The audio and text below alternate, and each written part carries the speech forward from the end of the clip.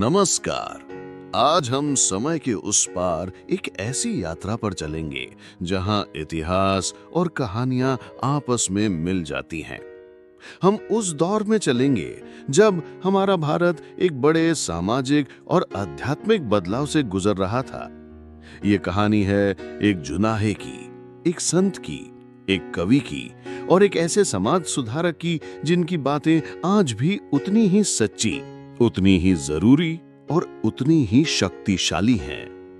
ये कहानी है संत कबीर की। उथल पुथल का दौर, वो दुनिया जिसने कबीर को बनाया। 15वीं सदी का भारत ये एक ऐसा समय था जब समाज धर्म, जाति और ऊंच नीच की गहरी खाइयों में बटा हुआ था। एक तरफ पंडितों के बताए मुश्किल पूजा पाठ थे तो दूसरी तरफ मौलवियों के कड़े नियम कानून। धर्म आम इंसान की समझ और पहुंच से बहुत दूर हो गया था। लेकिन ऐसे ही मुश्किल समय में भक्ति और सूफी संतों की एक नई धारा भी बह रही थी। ये संत सिखा रहे थे कि ईश्वर को पाने के लिए किसी बाहरी आडंबर की जरूरत नहीं है, बल्कि सच्चे दिल से उसे याद करने की जरूरत है। ये संत कह रहे थे कि ईश्वर का रास्ता प्रेम का रास्ता है और ये रास्ता हर किसी के लिए खुला है, चाहे वो किसी भी जाति या धर्म का हो। कबीर इसी प्रेम की धारा के सबसे बड़े प्रतीक बनकर उभरे। उनका इस धरती पर आना कोई अचानक हुई घटना नहीं थी, बल्कि ये उस युग की जरूरत थी जब समाज में दिखावा और भेदभाव अपनी हद पर हो। तब ऐसी आवाज की जरूरत होती है जो सबकी पीड़ा को समझे और सबको जोड़ने का रास्ता दिखाए। एक रहस्यमयी सुबह, जन्म और बचपन। कबीर का जन्म कब और कैसे हुआ, यह आज भी एक राज है। इतिहास इस पर चुप है और कहानियां बहुत कुछ कहती हैं। सबसे प्रसिद्ध कहानी हमें काशी के लहरतारा तालाब पर ले जाती है। कहा जाता है कि ज्येष्ठ महीने की पूर्णिमा को सुबह होने से ठीक पहले इसी तालाब में एक कमल के फूल पर एक दिव्य बालक प्रकट हुआ। उसी समय वहां से नीरू और नीमा नाम का एक मुस्लिम जुलाहा जोड़ा गुजर रहा था, जिनकी कोई संतान नहीं थी। उन्होंने उस तेजस्वी बालक को देखा और उसे ईश्वर का आशीर्वाद मानकर अपने घर ले आए। एक और कहानी यह भी है कि कबीर एक ब्राह्मण विधवा की संतान थे, जिन्होंने समाज के डर से उन्हें जन्म के बाद तालाब के पास छोड़ दिया था। सच जो भी हो, ये तय है कि कबीर का पालन पोषण एक गरीब मुस्लिम जुलाहा परिवार में हुआ। उनका बचपन काशी की उन तंग गलियों में बीता, जहां एक ओर मंदिरों के घंटे गूंजते थे तो दूसरी ओर मस्जिदों से अजान की आवाज आती थी। ये हिंदू और मुस्लिम संस्कृतियों का संगम ही उनकी पहली पाठशाला बना, जिसने उनके अंदर उस सोच की नींव रखी जो हर पहचान से ऊपर थी। ऐसे मिले जुले माहौल में पले बढ़े कबीर ने सत्य की खोज कैसे की? सच की खोज गुरु की शरण में। कबीर के मन में ज्ञान पाने की गहरी प्यास थी। उन्होंने उस समय के काशी के सबसे बड़े संत स्वामी रामानंद को अपना गुरु बनाने का निश्चय किया। लेकिन वे जानते थे कि एक जुलाहा होने के कारण यह आसान नहीं होगा। तब कबीर ने एक तरकीब सोची।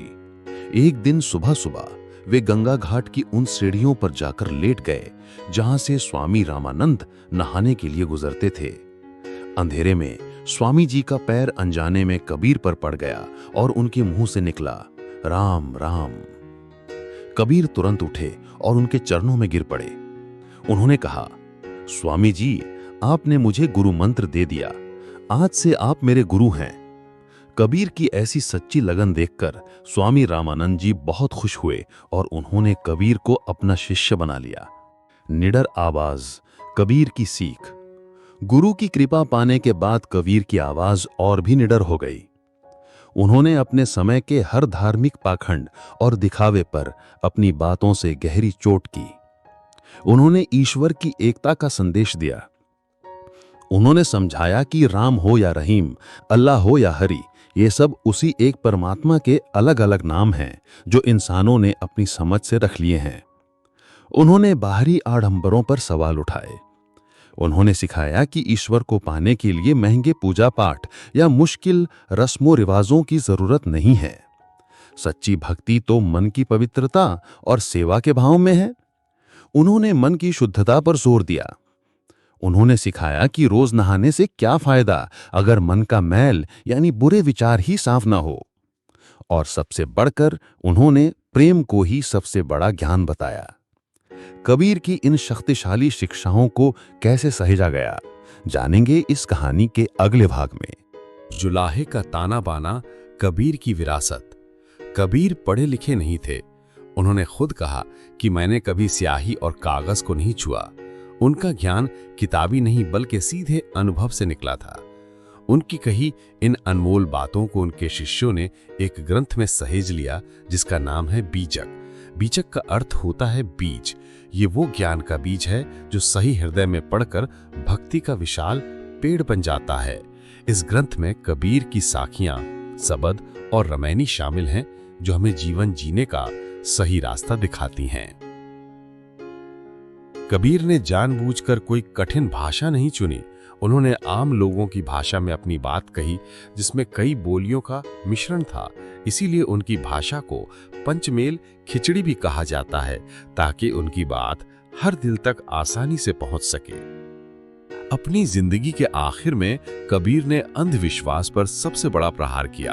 उन्होंने काशी छोड़ दी जिसके बारे में लोग मानते थे कि वहां मरने से स्वर्ग मिलता है, और वे मगहर चले गए जिसे लोग उस समय मनहूस मानते थे। उनका कहना था कि अगर किसी जगह पर मरने से ही मोक्ष मिल गया तो इसमें इंसान की भक्ति और कर्म का क्या काम।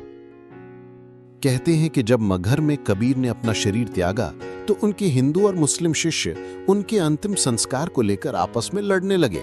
जब विवाद बढ़ गया तो लोगों ने उनके शरीर पर से चादर हटाई।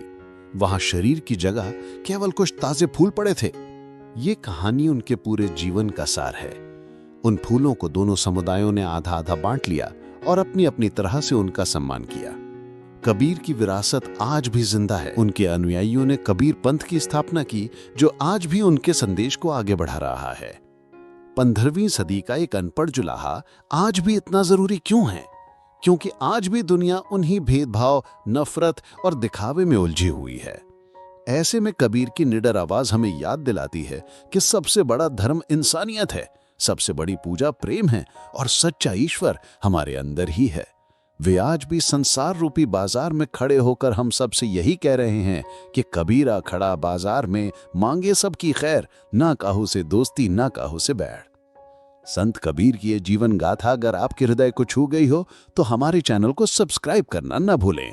हमारे साथ जुड़ें और कबीर के दोहों का गहरा अर्थ समझें।